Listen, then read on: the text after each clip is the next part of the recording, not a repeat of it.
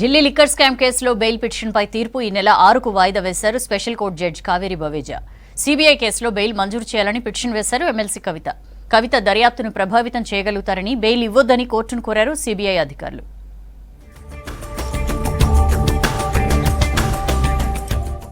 Delhi liquor scam CBI కేసులో BRS MLC కవిత bail పిటిషన్పై తీర్పు వాయిదా వేసింది స్పెషల్ కోర్టు.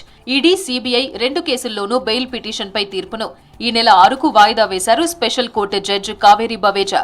సీబీఐ కేసులో బెయిల్ మంజూరు చేయాలని పిటిషన్ వేశారు ఎమ్మెల్సీ కవిత. అయితే కవితకు బెయిల్ ఇవ్వొద్దని కోర్టును కోరారు సీబీఐ అధికారులు. కవిత దర్యాప్తును ప్రభావితం చేయగలుగుతారని చెప్పారు. లిక్కర్ కేసులో కవిత కీలక వ్యక్తిగా ఉన్నారని కోర్టుకు వివరించింది సీబీఐ. బీఆర్ఎస్ పార్టీకి చెందిన ఇద్దరు ఎమ్మెల్యేలకు నోటీసులు ఇచ్చింది హైకోర్టు. ఎన్నికల సమయంలో తప్పుడు సమాచారంతో అఫిడవిట్ దాఖలు చేశారంటూ ఎమ్మెల్యే మల్లారెడ్డి, పల్లా రాజేశ్వరరెడ్డిలపై పిటిషన్లు దాఖలయ్యాయి. ఎన్నికల్లో తప్పుడు వివరాలు ఇచ్చారని మల్లారెడ్డిపై కాంగ్రెస్ అభ్యర్థి తోటకూర వజ్రేష్ యాదవ్, పల్లాపై కొమ్మూరి ప్రతాప్ రెడ్డిలు హైకోర్టును ఆశ్రయించారు. ఇద్దరి పిటిషన్లపై విచారణ చేపట్టిన హైకోర్టు ఈ నెల 16న జరిగే విచారణకు నేరుగా హాజరు కావాలని ఆదేశించింది. ప్రధాని మోదీ, బీజేపీ నేతలు దేవుడిని, మతాన్ని అడ్డుపెట్టుకుని రాజకీయం చేస్తున్నారని విమర్శించారు బీఆర్ఎస్ వర్కింగ్ ప్రెసిడెంట్ కేటీఆర్. స్వయంగా ప్రధాని మత విద్వేషాలు రెచ్చగొడుతున్నారని ఆరోపించారు. అయినా మోదీకి ఈసీ నోటీసులు ఇవ్వలేదన్నారు. ఈసీ కూడా బీజేపీ కనుసన్నల్లోనే నడుస్తుందని ఆరోపించారు.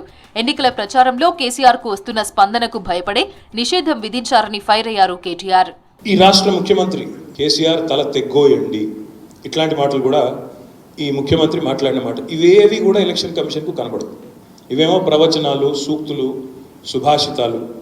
ఇవాళ వాస్తవం ఏంటంటే కేసీఆర్ గారు బయటికి వచ్చేసరికి, ఆయన బస్సు యాత్ర ప్రారంభించేసరికి ఇవాళ రాష్ట్రంలో కాంగ్రెస్కు, అటు కేంద్రంలో ఉన్న బీజేపీకి ఇద్దరు కూడా దడ పుట్టింది. గ్యారంటీలను వదిలేసి చోటాబాయి గారు చేస్తున్న విన్యాసాలు, బూతులు ఇవన్నిటిని ప్రజలకు విడమర్చి చెప్తుంటే తట్టుకోలేక ప్రజల దృష్టి మలచడానికే ఇదొక పన్నాగం అనేది మా పార్టీ యొక్క స్థిరమైన అభిప్రాయం. కేసీఆర్ బస్సు యాత్రతో సీఎం రేవంత్ రెడ్డి, ప్రధాని మోదీకి వణుకు మొదలైందన్నారు మాజీ మంత్రి జగదీష్ రెడ్డి. ఈ ఇద్దరు నేతలు కేసీఆర్ ప్రచారాన్ని ఆపేందుకు కుట్ర చేస్తున్నారని మండిపడ్డారు. కేసీఆర్ నేత కార్మికులపై మాట్లాడిన సందర్భంలోని మాటలను వక్రీకరించారని తెలిపారు. మోడీ, రేవంత్ విద్వేష ప్రసంగాలు, ఫేక్ వీడియోలు ఈసీకి కనిపించడం లేదా అని ప్రశ్నించారు జగదీష్ రెడ్డి. చిన్నపాటి కరువుకే నీళ్లు ఇవ్వలేక వెలువగలబడ్డది. 10 లక్షల ఎకరాల పైగా రైతులకు పొలాలు ఎండబెట్టి నాశనం చేసింది. ఇంకొక వైపు మోడీ కుట్ర కూడా ప్రారంభమైంది. గోదావరి జిల్లాలు తీసుకుపోయి కావేరీలో కలుపుతా అని చెప్పి, కర్ణాటకకు తమిళనాడు తీసుకుపోతా అని చెప్పి కుట్రలు మొదలు పెట్టిండు. మరి ఇవన్నీ ఆగాలంటే, వీటికి వ్యతిరేకంగా కొట్లాడాలంటే కేసీఆర్ గారికి బలం ఇవ్వాల్సిన అవసరం ఉంది. ఎక్కడికి వెళ్లినా 10 ఏళ్లలో కేసీఆర్ తెచ్చిన పథకాలే కనిపిస్తున్నాయన్నారు మాజీ మంత్రి సబిత. ప్రచారంలో ప్రజలు బ్రహ్మరథం పడుతున్నారని అన్నారు. చేవెళ్ల బీఆర్ఎస్ అభ్యర్థి కాసాని జ్ఞానేశ్వర్ ను గెలిపించాలంటూ ప్రచారం చేశారు సబిత. ప్రస్తుత కాంగ్రెస్ ప్రభుత్వం పాలనలో విఫలమైందన్నారు. చేవెళ్ల అభివృద్ధి కోసం తనను గెలిపించాలని కోరారు జ్ఞానేశ్వర్. గతంలో 10 ఏళ్లు కేసీఆర్ గారి పాలన ఎట్లుంది, 5 సంవత్సరాల్లో ఎంత మార్పు జరిగిపోయింది. అయ్యో, అనవసరంగా కేసీఆర్ గారిని బోడగొట్టుకున్నామనే బాధ ఈరోజు కింది స్థాయిలో రైతన్నల్లో, మహిళలలో, అందరిలో ఈరోజు స్పష్టంగా కనిపిస్తూ ఉంది. ఈ ఎన్నికల్లో ఇప్పుడున్న ప్రభుత్వం బాధ్యతగా పనిచేయాలంటే ఖచ్చితంగా వాళ్లకు కర్రుగార్చి వాత పెట్టాల్సిన అవసరం ఉంది. మంచి జరగాలన్న ఉద్దేశంతో ఎన్నికలు ఎంతో దూరం లేవు, 12 రోజులు ఉంది.